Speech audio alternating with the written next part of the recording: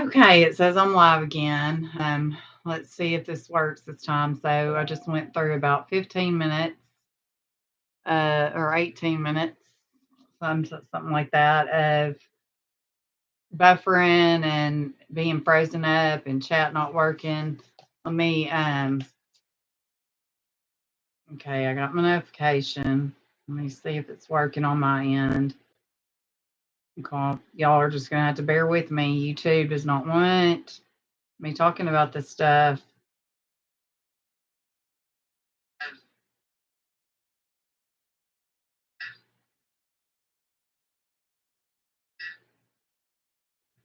Let me see if it's working on my end.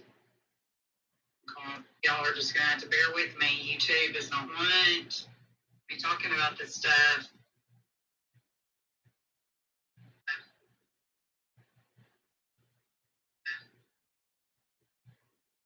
Can anyone hear me? See if it's working on my end. Y'all are just going to have to bear with me. YouTube does not want me talking about this stuff.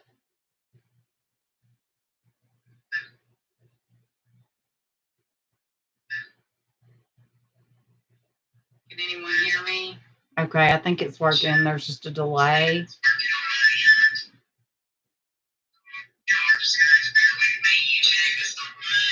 Hey, Andy Whaley. Yep. Oh, good, good.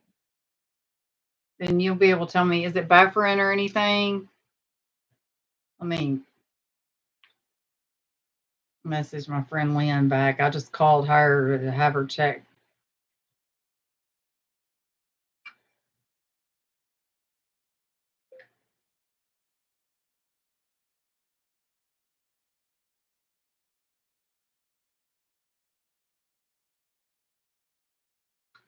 Let me send her the link.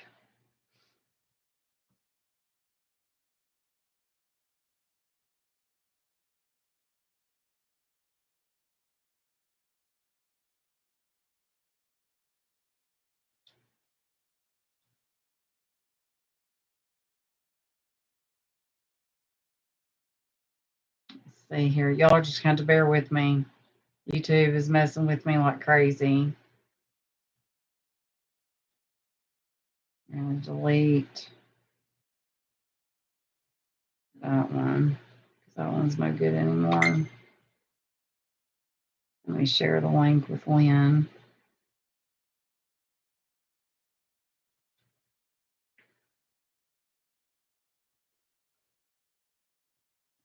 Yep, and yes, buffers some, but mainly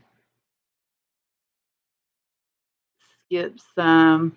It's Drew. I thought that was you, Drew. I thought Andy Whaley. I thought that was you, Drew. All right, my friend Lynn's gonna try to chime in. I need my red glasses. Fun time. We have fun time when I put on my red glasses. Although tonight I got a lot of reading. It's very serious stuff. How much snow did you get, Drew? While I'm waiting on Lynn to make sure I don't sit here and talk for 2 hours and the video not be like what happened to me last weekend. For anybody watching the replay, y'all can always fast forward through this first part of the mess. Also, I've got to change the take the post I just posted of my video I was on before YouTube screwed me. I gotta take it down now and repost. So y'all give me just a minute. Dang it.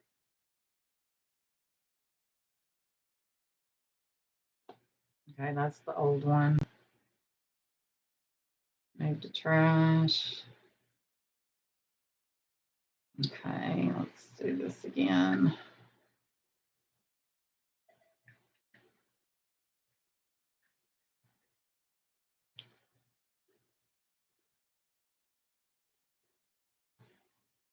I don't see Lynn yet. Sorry, Drew. You're one of the poor souls out there having to wait. Let's see. I'll share this from.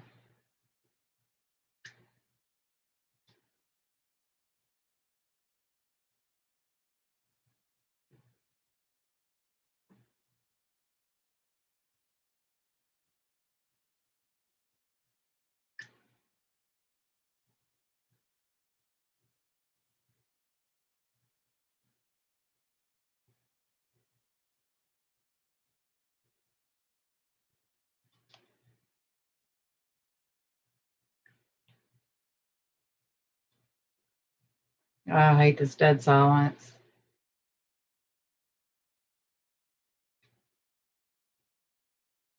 We're going to get started here in just a minute.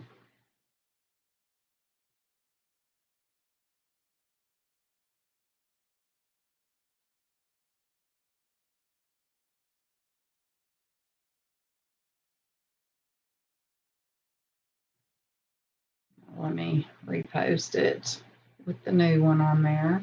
This is ridiculous. Absolutely ridiculous. I don't know any other YouTubers that have the issues I have. I don't know if y'all do, but I mean, this is absolutely ridiculous. And then they went YouTube a while ago, wouldn't even let me on YouTube on my phone.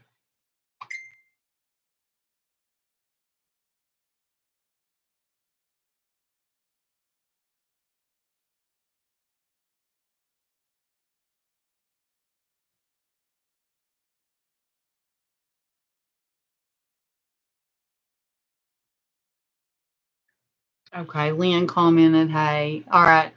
Is it okay? Oh,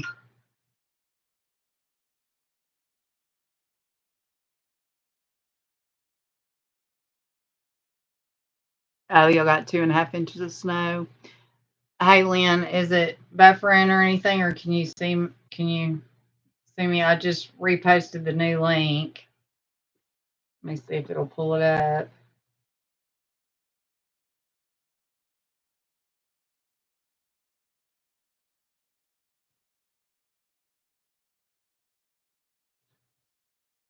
It's good. Okay, we're good. Jeez Louise, how is everybody doing? I swear to YouTube, y'all know I love to cuss. That's my favorite thing in the world to do is cuss. I cuss like a sailor when I'm not on air, which is 99.9% of the time, if not more. And it just feels good. It's my thing. And but I vowed not to curse on here. But I swear to God, YouTube wants me to so bad. They want me to lose my, you know what, on here. And they came close to me losing it last week. And I went through everything I went through to get on here and get that podcast that video up. Um, we're going to go back to the basics on Boys on the Tracks. I vowed to do this when Amy Jo and I split. She deleted our channel, lost all our work, except I have all the SoundCloud versions, which I do have interviews on there that I'm going to be playing in the future. One is with the Alderman Brad Moore when he interviews, he talks about the regime he was under during Kirk Lane's tenure as Benton Police Chief. We have another one with Linda Ives I haven't aired. I have one with the grand jury witness no one had heard of. That one's thrilling. So all those are going to get played because I had them on audio for SoundCloud because originally they were podcasts and we were videoing them for YouTube. So when I call this, I'm trying to get out of the habit of calling this a podcast because I no longer do the audio part anymore. All I can do is if I do the audio, then that laptop, I can't use it to play the audio I need to for these interviews and stuff. But once everything went back to scratch and everything went to hell in a handbasket, I don't know how many times for me, Lynn, 3, 4, I've dug myself out of a hole and trying to salvage my reputation from haters. And once you know, I'm here and still standing. And even though I took a year off, I'm back. But I vowed to go back to the basics on the Boys on the Tracks and kind of start back where we started when we began. When I say we, me and Amy Jo began this journey, gosh, almost 7 years ago now. At least a dozen, yeah. Lynn's always had my back. I've had to pick myself up and dust myself off so many times. Y'all, this is so hard. You want to go looking for trouble? I guess I love looking for trouble because, I mean, this is like putting pencils in your eyes. I mean, or forks in your ears, or knives. I mean, it's is looking for trouble. But anyway, one of the biggest things we know, of course, that Kirk Lane and Jay Campbell were the alleged murderers from second one of the boys, Kevin Ives and Don Henry, and they were Pulaski County Sheriff deputies back at the time. They were in that unmarked police car, and we know I've told y'all what all happened. We've gone through all that. What happened to the boys that night when they murdered them? But what Jay Campbell did after the late 80s and 90s, and how he ended up in Lone Oak as the police chief for only 2 years because he went down in flames, made national media. He was literally, and that's what the name of this article is, out of control in Lone Oak County. Literally, he was out of control in Lone Oak County, him and his wife. And this bounces off last week's podcast of Anthony Shane Scott. If you missed it, you got to go watch it.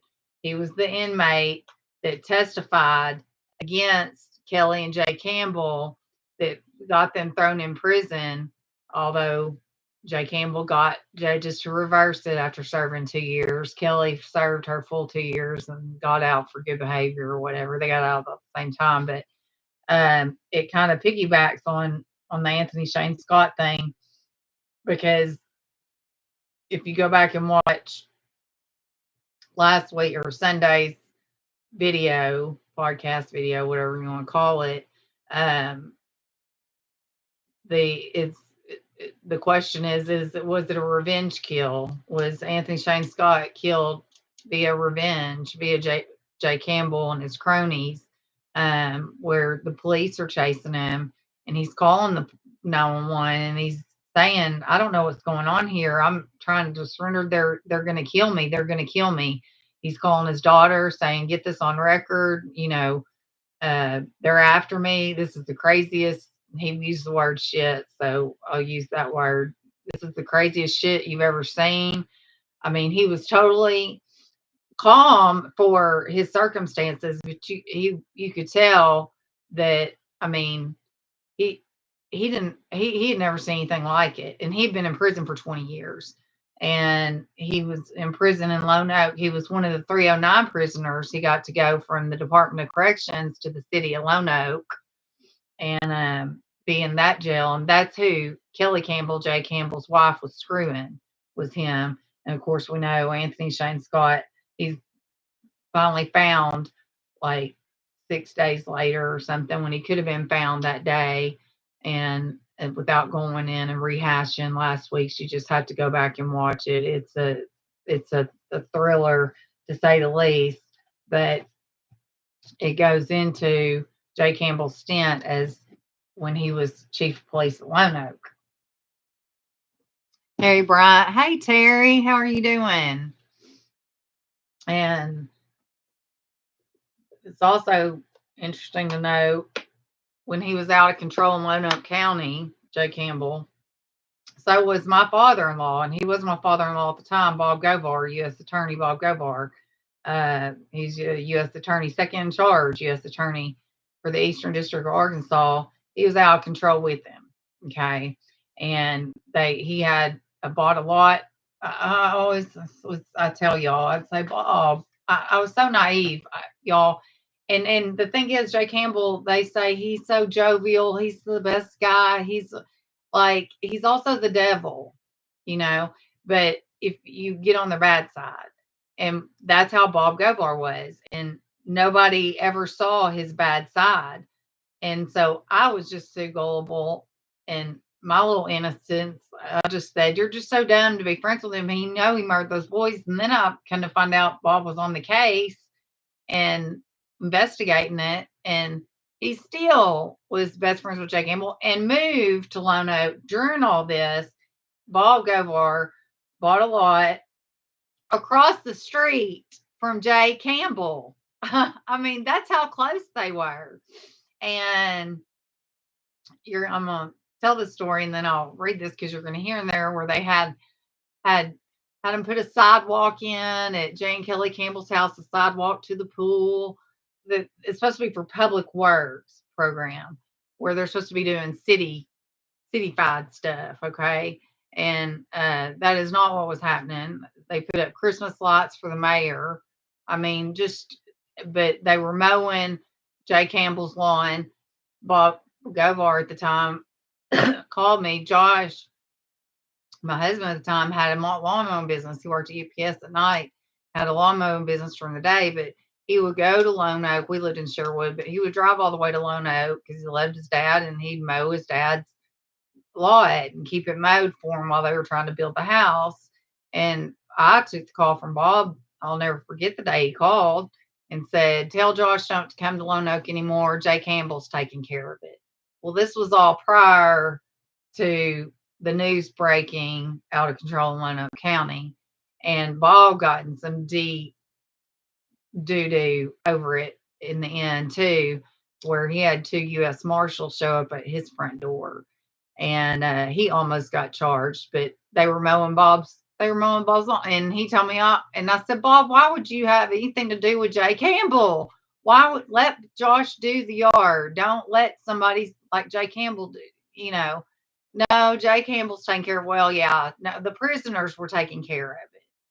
And Bob had 2 U.S. Marshals. He told us the story at Christmas time. They showed up at his front door and said, "We'll give you immunity if you testify against Jay Campbell in the trial." So Bob agreed, and then he got up there on the stand and threw Lana McCaslin, the prosecutor, under the bus. That he said Jay Campbell's a fine young man. He's an outstanding young man. He absolutely threw the prosecution under the bus. Lana McCaslin, after this, had to move overseas. Okay. She moved over. She didn't just move out of city, out of state. She moved overseas. I mean, this case took her down. Okay. Um, Terry's doing good. Got to feed her animals. She'll be back soon. Okay, good deal.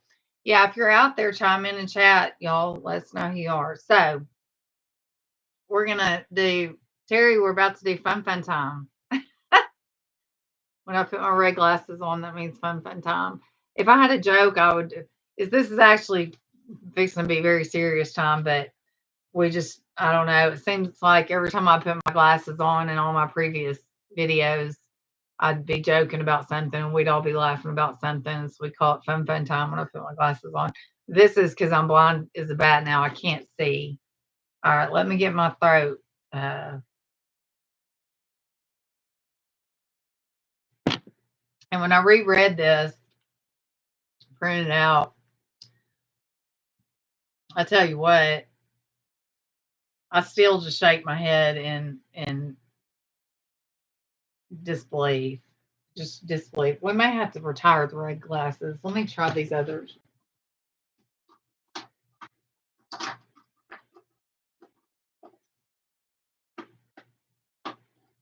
Linda Ives, whenever Jay Campbell was being appointed as mayor, she wrote him, she told him, she called, she rant and raved just like she did with Kirk Lane when he got police chief in Benton, which we'll be talking about next week or next podcast.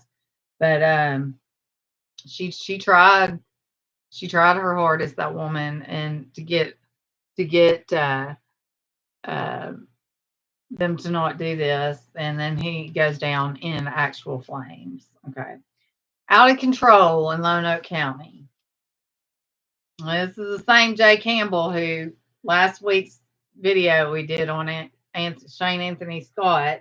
I keep getting Anthony Shane Scott, that Jay Campbell's wife Kelly was screwing during this time. And it doesn't name him in this article, but it talks about him. We know who he is. Okay, so when you hear about that and you hear about the yard work and all the other stuff, you'll know that Anthony Shane Scott is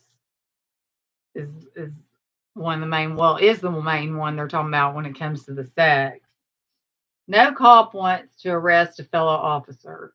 But Lone Oak County Sheriff Jim G. Robertson served Lone Oak Police Chief Ronald J. Campbell with a warrant. It didn't break Robertson's heart. I thought he was a $1 millionaire. I love that. And this is a article from the Arkansas Times. Um, source that. I thought he was a $1 millionaire, Robertson observed recently in his office near the Lonoke County Courthouse. You know how some people try to present themselves as something they're not? Bob Govar. The city police department, which Campbell headed for 2.5 years, stands a mere 5 blocks from Robertson Sheriff's office. Between the buildings, street banners advertise Lonoke, life as it should be. Yeah, right. Ask Aaron Spencer if it's life as it should be. Wait till we get to that case. That'll infuriate you with Jim Staley. We've gone hard after Jim Staley many a time. But Aaron Spencer should not be on trial for murder. And if you don't know that case, look it up. We may talk about it in the next video or so. It'll have your blood boiling. But recent filings at the courthouse suggest not all has been ideal. In early February, Lonoke County prosecuting attorney Lana Horn McCaslin charged Campbell, a former Pulaski County narcotics officer, with a slew of felonies. They included manufacturing methamphetamine, hindering prosecution, burglary, and theft. Campbell's wife, Kelly Campbell, was charged with burglary. I can't say burglary, right? And theft too, as well as with taking inmates from the city jail for sex and providing them with drugs and alcohol. Okay, so that's Anthony Shane Scott.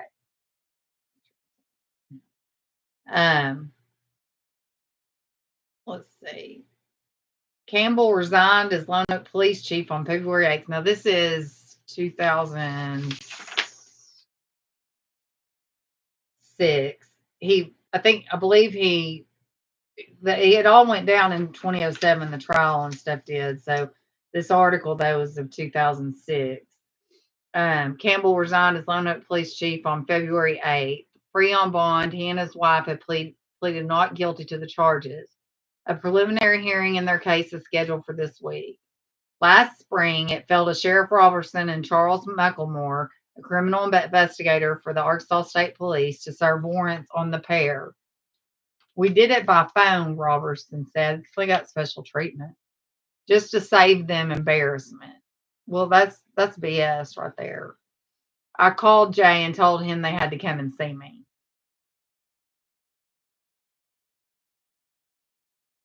I'm going to give another look. That's absolutely asinine and ridiculous. Thank you for sharing. Oh, and Drew Whaley, I know, right? Yeah, talking about Aaron Spencer. We may do just a whole one on just that and what's going on that. Because man, all these people, they're all creeps. They're all in the same. Kirk Lane, Jim Staley, Jay Campbell, they all are from the same cloth, and they're all best friends, all of them. And Staley's the sheriff of Lonoke, by the way. Still, how I don't know. Anyway, we did it by phone, Robertson said, just to save them the embarrassment. I called Jay and told him they had to come and see me. Robertson doubts his call came as a surprise. You think? They had already been interviewed by the state police, so I think they knew that something was coming, the sheriff said. But he acted as if he didn't believe it. He acted like I was joking. But that's his ego. That's how big his ego is.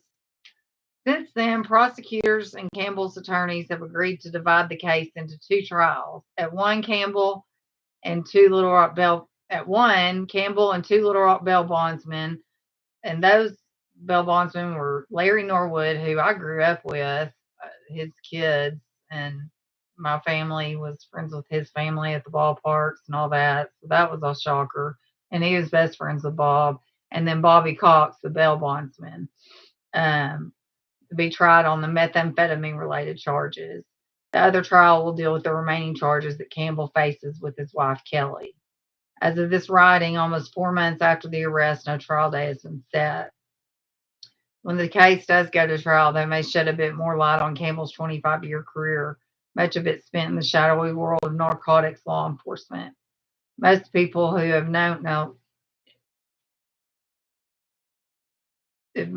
she's talking about it may shed a little bit more light on his 25-year career in the shadowy world of narcotics law enforcement because he was in the NARCS unit, the undercover NARCS unit at Pulaski County. Him and Kirk Lane were. And they would not only deal drugs, plant drugs, do drugs, they did all that. Those are all affidavits out there where people have said that Kirk Lane specifically not only did drugs, he dealt drugs, he planted drugs. They planted drugs on people all the time. As of this writing, almost 4 months after the arrest, no trial. Oh, did I read that? When the case does go to trial, they may. I read that. Okay. Most people who have known Campbell describe him as likable, a gregarious, backslapping guy. He's a big fella. They often note 6'3" and weighing about 280 pounds. He was big even in 1981. Now, the boys were murdered in 87. Okay, they're talking about 81 here. He was big even in 81 when he joined the Pulaski County Sheriff's Office at the age of 20. By 1987, Campbell had risen to the rank of sergeant over the narcotics division. Officers who worked with him on drug arrests say he won their respect. 87, that's when the boys were murdered. Keep that in mind. That's an important date there. Robert Govar, a deputy U.S. attorney who prosecuted some of those cases, held Campbell in high regard. Quote, I thought he was an excellent drug investigator, Govar said. He's done some good work. In fact, he helped me on the case of Troy Warner, the first dealer we tried who was found with a fully automatic 30 caliber machine gun, end quote. There's Bob Govar's attaboy. Warner's 1988 trial reverberated through Central Arkansas in part due to allegations by Warner's. That's the case, too, that links to all this that we're going to get into. This is an important one. I remember this. And Troy Warner was done so dirty by Bob and Kirk Lane and Jay Campbell.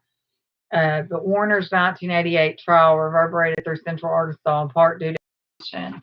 One witness claimed that Campbell had beaten him. Another claimed that Pulaski County Sheriff's Deputy Kirk Lane had planted drugs on him. Jay and Kirk, the toxic duo. Yes, they are. They are. And if Bob was still alive, we'd call them the toxic trio. Arguing that Campbell and Lane had spawned a wave of, quote, terrorism, because they did. They did. Remember Keith McCaskill, who ran the wagon wheel bar right before he died? Kirk Lane and Jay Campbell are following me. Kirk Lane and Jay Campbell are going to hurt me. Kirk Lane and Jay Campbell are going to kill me. If something happens to me, Kirk Lane and Jay Campbell did it. And then he was murdered before he could ever go to the grand jury. The grand jury that John Cole said, thanks for your time. We're not going to do anything. Arguing that Campbell and Lane had spawned a wave of, quote, terrorism, Lewis took affidavits to the Pulaski County Sheriff, the Arkansas State Police, and the FBI, seeking an investigation into the deputy's activities, but his appeals were dismissed. Lane, a former Benton police officer, joined the Pulaski County Sheriff's Office in the mid-1980s. So Lane came from Benton originally. He was a Benton police officer.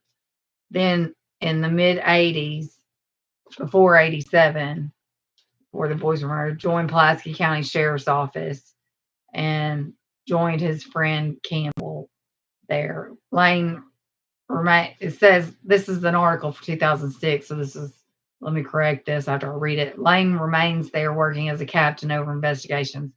No, it was the next year, I believe in 07, he got appointed to, this is correct for the date this article was written, because this article was written in 06. I believe it was 07. It was 07 or 09. Lane got appointed to Benton Police Chief. And then I believe it was 2017 when Asa Hutchinson plucked him to be our Arkansas Drug Czar, Arkansas Drug Director. And then, and I've got it in my phone, they created a job for him as a step up. It wasn't a lateral move between the Arkansas Municipal League and something else. And now Kirk Lane's over all the opioid drug money that comes into the state. But that office, indeed, much of Central Arkansas, was a different place in the mid 80s when Lane and Campbell worked narcotics together. The undercover world they inhabited seemed for a time exceptionally rife with corruption and violence. Lane County line. Some kind of drug connection was suspected. Arkansas Circuit Judge John Call, a veteran of Saline County politics, appointed Ben attorney Dan Harmon to conduct a special grand jury investigation into circumstances surrounding the death. Harmon's probe went on for months. Linda Ives, mother of one of the boys, claims that in the midst of it, in August 1988, Harmon told her that the men he had scheduled to testify the next day were those responsible for her son's murder. The following day, Harmon questioned Campbell and Lane. Now, we know Harmon was bad too. Harmon was there too. They were all trying to use Harmon as the patsy and throw him under the bus. If somebody was going to go down, it was going to be Dan Harmon. And Dan Harmon, as stupid as he was brilliant because he outsmarted him every step of the way to the point he got Chuck Banks to shut down the investigation totally in 91. I believe it was just outright. There was a press conference. It was a big ordeal. But let me read that again. Linda Ives, mother of one of the boys, claims in the midst of it in August 1988, Harmon told her that the men he had scheduled to testify the next day were those responsible for her son's murder. The following day, Harmon questioned Campbell and Lane. The deputies, along with their boss, Major Larry Deal, made no secret of their contempt for Harmon and their resentment at being called. Deal derided the proceedings as Harmon's dog and pony